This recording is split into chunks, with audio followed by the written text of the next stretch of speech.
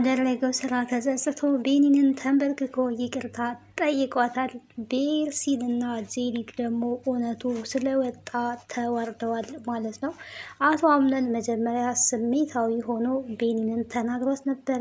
ላይሽ አልፈልግም፣ ዋጋ አስከፍልሻለሁ፣ በእኔና በእናቴ መሀል እንድትገቢ አልፈልግም በማለት እንግዲህ በብዙ ተናግሯት ነበረ። በጥፊ መቷት ነበረ።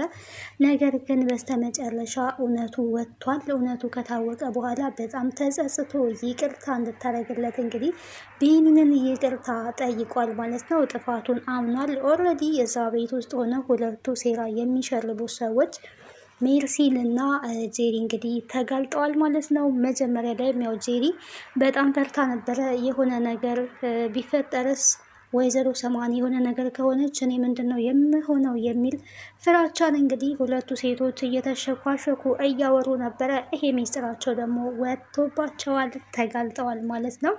ቤኒን አሁንም አሸንፋለች። አቶ አምነንም ደግሞ ባደረገው ነገር በጣም ተጸጽቷል ማለት ነው። እናት ዛህራ እንግዲህ ልጄ አንቺ ተስፋ መቁረጥ የለብሽም፣ እውነቱ ደግሞ አሁን ይወጣል ብለው ቤኒንን ሲያበረታቷ ነበረ። እንዳሏትም እንግዲህ እውነቱ ወጥቷል። በጣም ደስ የሚል ነገር ነው። እንኳን ደስ ያላችሁ። ሰላም ጤና ይስጥልኝ። ውድና የተከበራችሁ የቻናሌ ቤተሰቦች እንዴት አላችሁ? በያላችሁበት ሰላማችሁ ይብዛ። ለዚህ ቻናል አዲስ ከሆናችሁ ሰብስክራይብ፣ ላይክ፣ ሼር እያደረጋችሁ ቤተሰብ እንድትሆኑ በአክብሮት ጋብዛለሁ።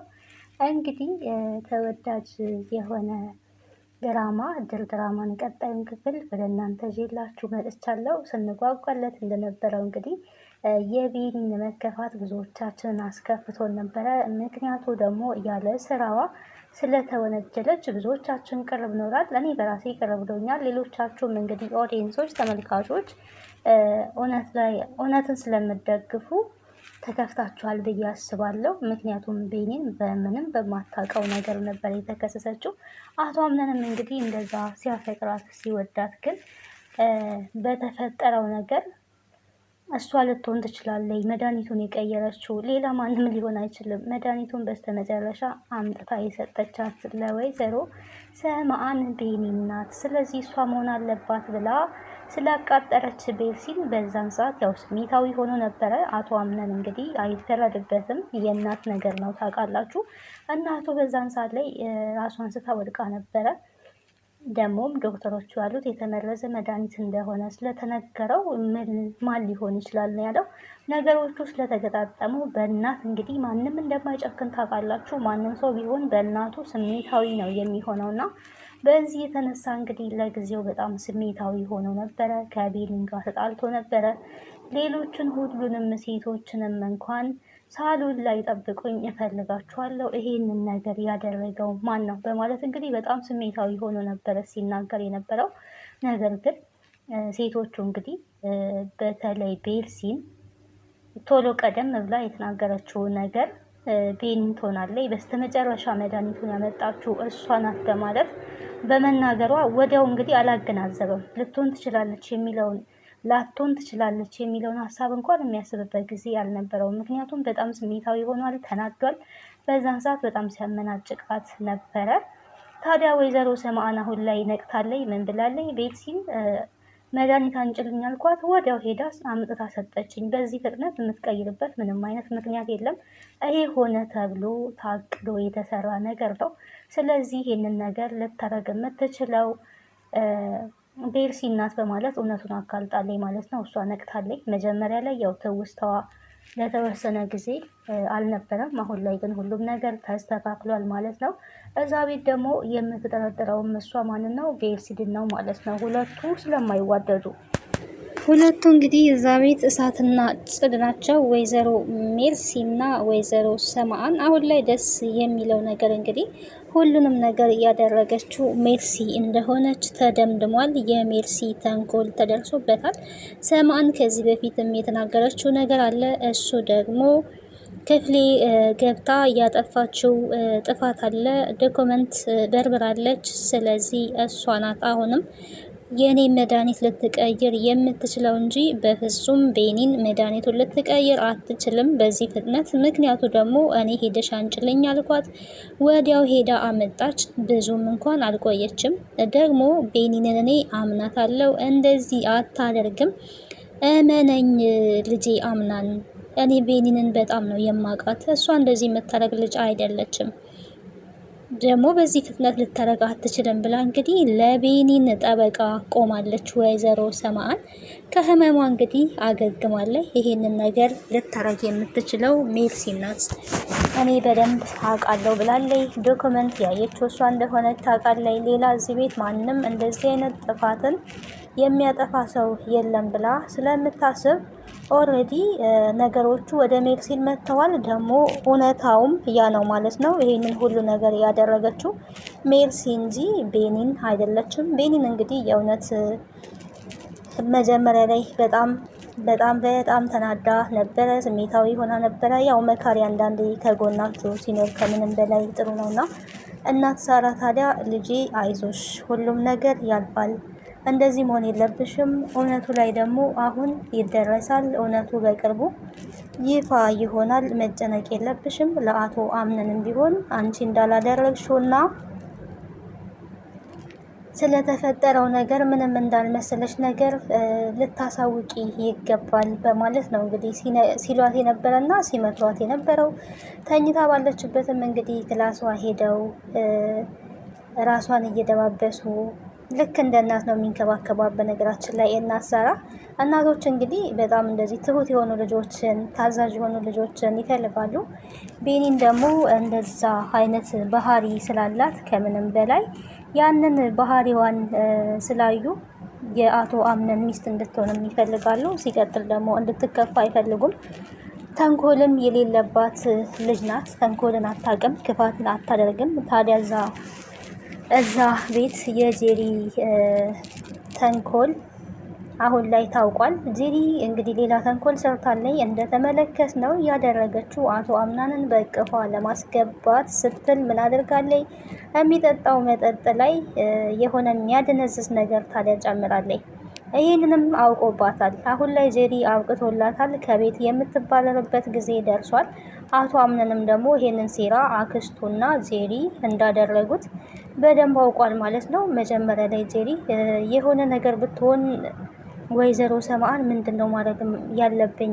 እባክሽን የሆነ ዘዴ ፍጠሪ፣ የሆነ መላ አንጪ እያለች ከሜርሲ ጋር ቆመው ሁለቱ እያወሩ እየተንሸኳሸኩ ነበረ። ግን ሜርሲን እንደ ሀሳብ ብላ ያቀረበችው አንቺን የሚመለከትሽ ነገር የለም፣ የሆነ ነገር ብትሆንም ተጠያቂ ልትሆን የምትችለው ቤኒ ናት እንጂ አንቺ አይደለሽም። መድኃኒቱን አንተ የሰጠቻት ቤኒ ናት። ስለዚህ ተጠያቂዋ እሷ ናት። መድኃኒቱ ከእሷ እጅ ስለተሰጠ አንቺ አላየሽም፣ አልሰማሽም የአይነት ነገር ክደትን ነበረ ስታስተላልፍ የነበረው ሜርሲልና ያው ግን ይዘገያል እንጂ እውነቱ ሌስ እውነት አይደለም። እውነቱ ወጥቷል። አቶ አምነን እንግዲህ በጣም ተጸጽቶ ነው ቤኒንን ይቅርታ የጠየቃት።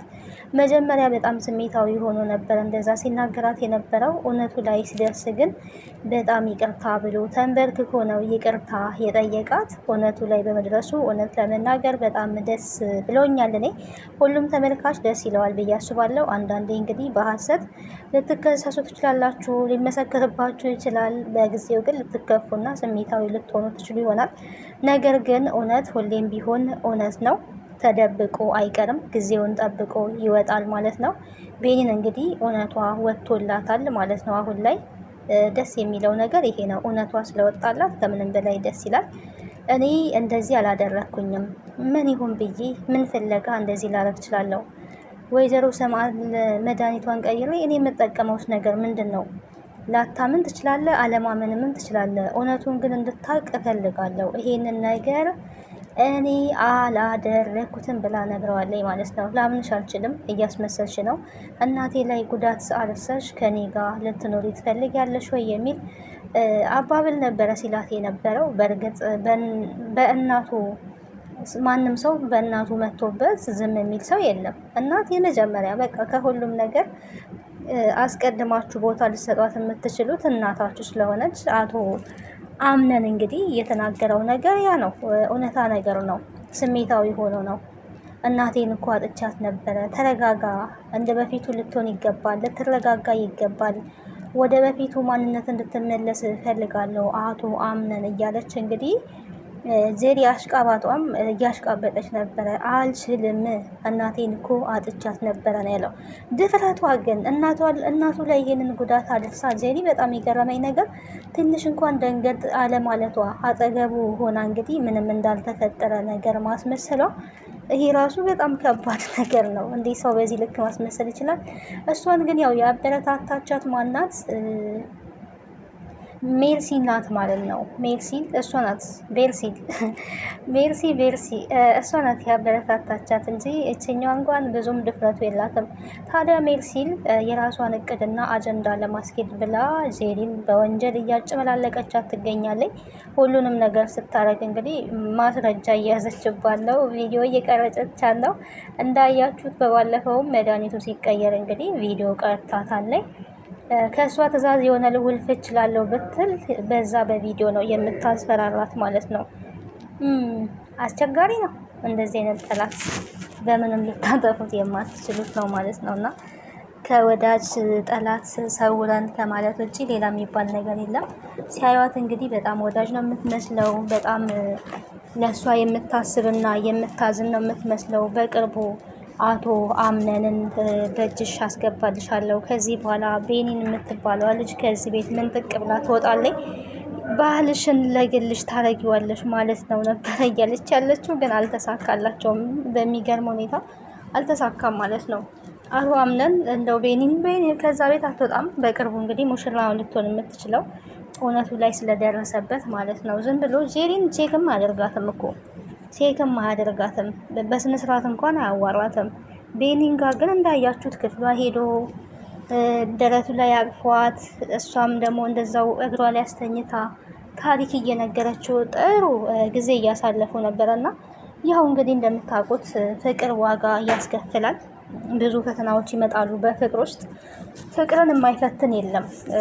ጠላት ዲያብሎስን ፍቅርን በፍቅር የሚኖሩ ሰዎችን ይፈትናል። እና ወደ እውነተኛው ድራማ ቢሆንም ወደ እውነተኛው ስናመጣ በፍቅር ውስጥ የሆነ ፈተና አለ። ያንን ፈተና ደግሞ ለማለፍ ግዴታ መጠንከር ያስፈልጋል። ቤኒን የመጣባት ፈተና ይሄ ነው። ግን ፈተናዎቹን በድል እየተወጣች ትገኛለች ማለት ነው። መካሪ አላት። ጄሪ ታዲያ አሁን ላይ ምን ይሻለኛል በማለት በፍርሃት ላይ ትገኛለች። የቤርሲል ምክር ምንም እያዋጣት አይደለም፣ ገደል እየከተታት ነው የሚገኘው። ሲፈንም ደግሞ ከወይዘሮ ሰማን ጋር እንግዲህ ንግግር አድርጋለች። እዚህ ቤት ያለውን ነገር እንድትከታተልልሽ የቀጠርሽኝ ሲፈን ነኝ እኔ ብላ ነበረ። ላስታውስሽ አልችልም ብትላትም ግን አሁን ላይ ትውስታዋ ተመልሷል። ደስ የሚለው ነገር ይሄ ነው።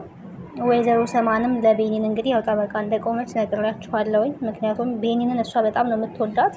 የአቶ አምነን ሚስት እንድትሆን የምትፈልገውም ቤኒን እንጂ ጄሪን አይደለም። ሌሎቹን ጭራሽም አትወዳቸውም። በዛ ላይ ከቤርሲን ጋር ስለምትግባባ፣ ቤርሲልና ሰማን ደግሞ ሁለት የማይግባቡ እሳትና ጭዶች ናቸው ማለት ነው።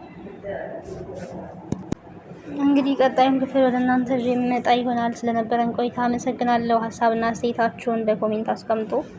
ከዚህ ድራማ ምን ተማራችሁ? ያው አስተማሪ ነው። በተለይ በትዳር ዙሪያ በፍቅር ዙሪያ ብዙ ነገር ያስተምራልና ሁላችንም እንማርበታለን ብዬ ተስፋ አደርጋለሁ። ሀሳብና አስተያየታችሁን በኮሜንት አስቀምጡልኝ። ስለነበረን ቆይታ አመሰግናለሁ። ቀጣዩን ክፍል ወደ እናንተ የምመጣ ይሆናል። ስለነበረን ቆይታ በድጋሚ አመሰግናለሁ። ሰብስክራይብ ያላደረጋችሁ ሰብስክራይብ አድርጉ፣ ሼርም እያደረጋችሁ ቤተሰብ ሁኑ።